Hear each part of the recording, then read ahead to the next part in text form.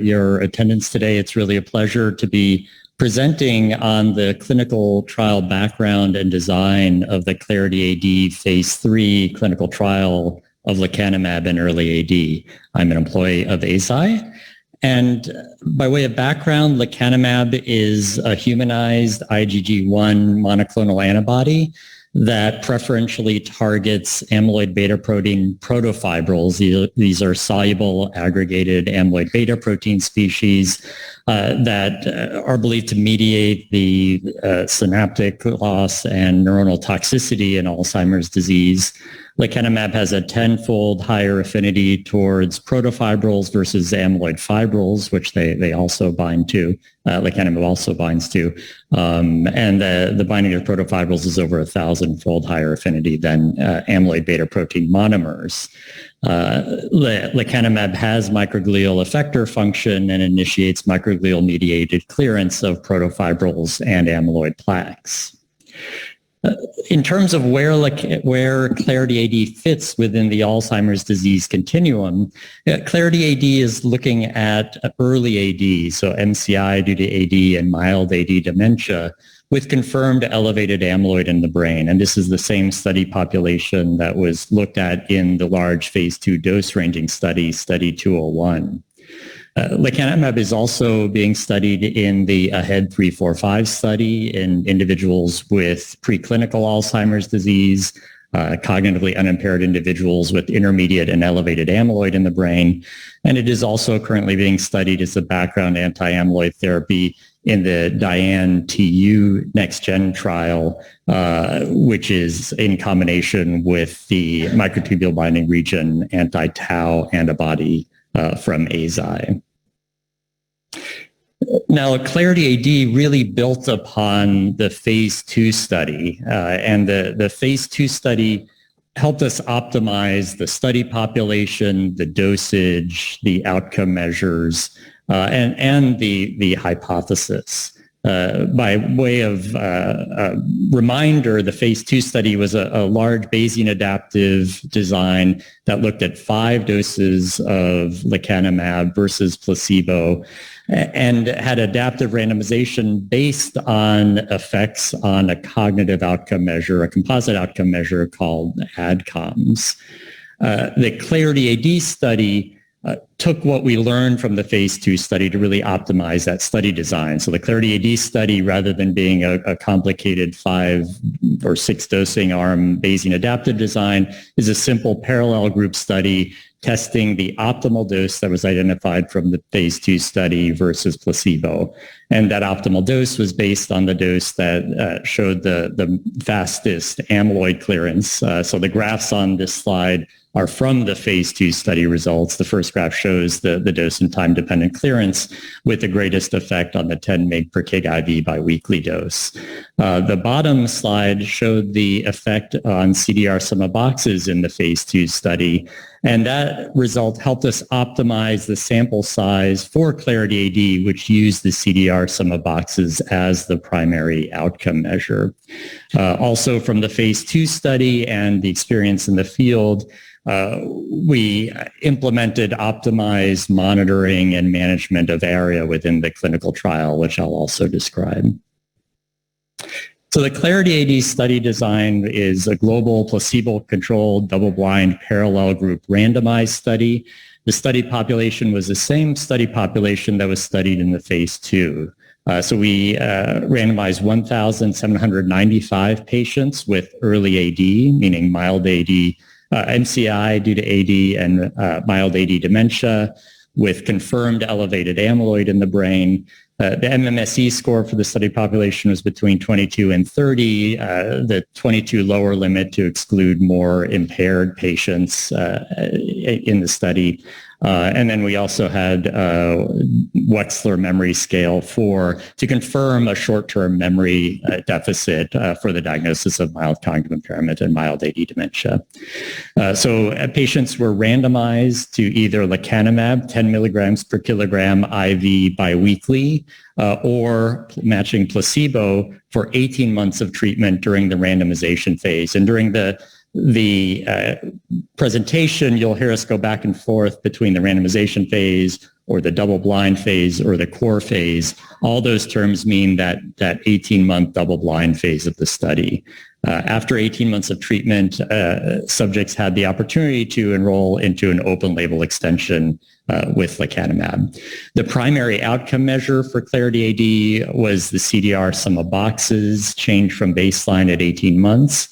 And the key secondary outcome measures were amyloid PET, the cognitive outcome ADAS-Cog14, ADCOMS. This is a composite outcome that we had used in phase 2, which we'd included in order to bridge back to the phase 2 results, and the functional scale, the ADCS-MCI-ADL scale. The clinical trial included a range of sub-studies that looked at biomarkers. We had an amyloid PET sub-study, a tau PET sub-study, a CSF sub-study, and Dr. Bateman will go over the results of all the biomarker data. We also implemented efforts to increase the diversity in the clinical trial population with regards to race and ethnicity, but also the range of comorbidities to understand how the results translate across different populations and people with a range of background comorbidities and co-medications. The sample size calculation was based on our phase 2 data. The details for the sample size determination for the primary outcome for CDR sum of boxes are shown here. We estimated a treatment difference of 0.37 in all subjects and from a baseline, from a standard deviation of 2.031.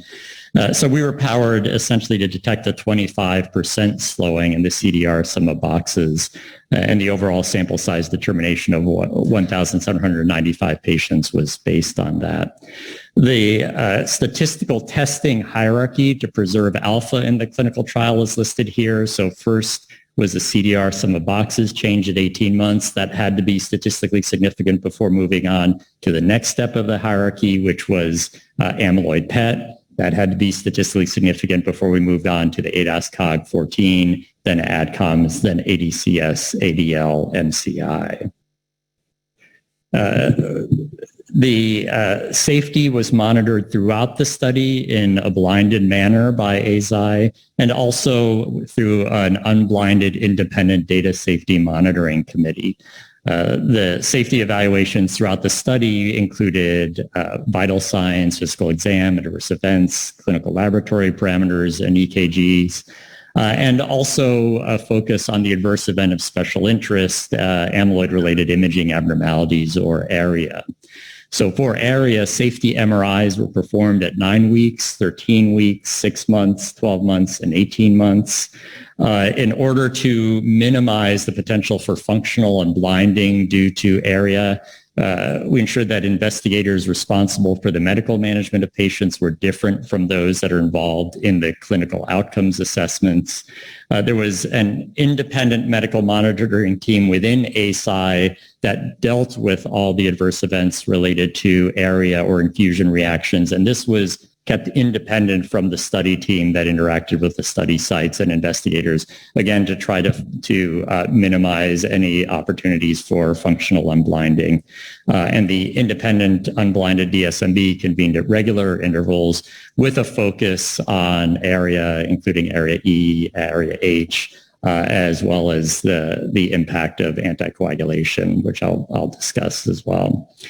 In terms of the ARIA management, there were these routine MRIs for radiographically mild asymptomatic ARIA.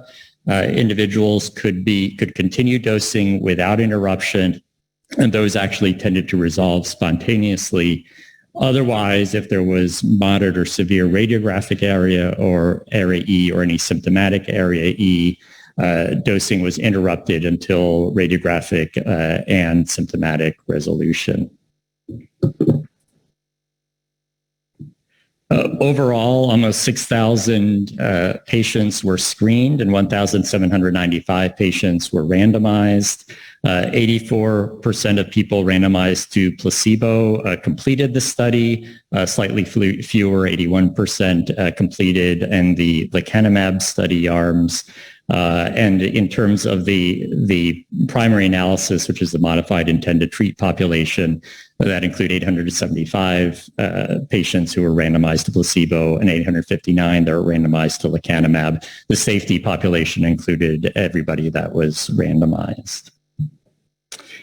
In terms of the baseline characteristics, this slide highlights the baseline characteristics of the overall global population, irrespective of what they were randomized to, and also the U.S. study population. These were balanced between the two treatment arms. I just wanted to highlight that there was a wide age range that was within the clinical trial. About 16% of 20% overall were under the age of 65, and about 13% were over the age of 80. I also wanted to highlight that within the U.S., we had 4.5% of the population being Black or African American, and 22.5% of the population being Hispanic. So underrepresented in terms of the Black population, but overrepresented in terms of the Hispanic population. And this had to do with efforts that we implemented within the clinical trial to increase the diversity and representation. This included selecting investigators and clinical trial sites that had access to diverse populations, outreach programs, including community outreach or outreach to faith-based groups, and spurred on by COVID, implementing more decentralized clinical trial activities to reduce the burden of participation in the clinical trial. And this included activities such as home infusions or remote safety or outcomes assessments that were really tailored to the situation of the patients or the situation of COVID at the time. We also had relatively liberal inclusion-exclusion criteria. We did want the results to be able to generalize to the elderly population with Alzheimer's disease. And this slide highlights the baseline comorbidities and co-medications within the Clarity AD population. And you can see that, for instance, within the U.S., over 60% of the people had hypertension or hyperlipidemia, about 20% had diabetes or ischemic heart disease, and many patients had a combination of these comorbidities. We also allowed patients on anticoagulants to enter the clinical trial. We felt that this was important because up to almost 5% of the people who entered the clinical trial were on anticoagulants, and about 3 or 4% more were exposed to anticoagulants during the course of the study. So it's important to understand both the safety and the efficacy in this population, and so that they may have the opportunity to benefit from anti-amyloid therapies and appropriately understand the benefit risk. And Dr. Sabah will provide some of the safety analysis from anticoagulation, and Dr. Cohen will actually provide the efficacy results within that subpopulation as well.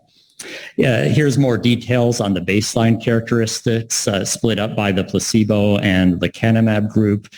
Some things to highlight is that approximately 80% of the study population was CDR 0.5, 20% was CDR1.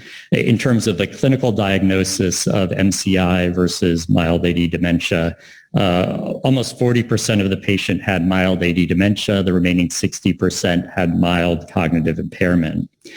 With regards to the ApoE4 distribution, this did reflect the general AD population, with approximately about 30% of the population being ApoE non-carriers, the remainder being ApoE carriers. This meant that about 54% were ApoE4 heterozygotes, and 15% were ApoE4 homozygotes.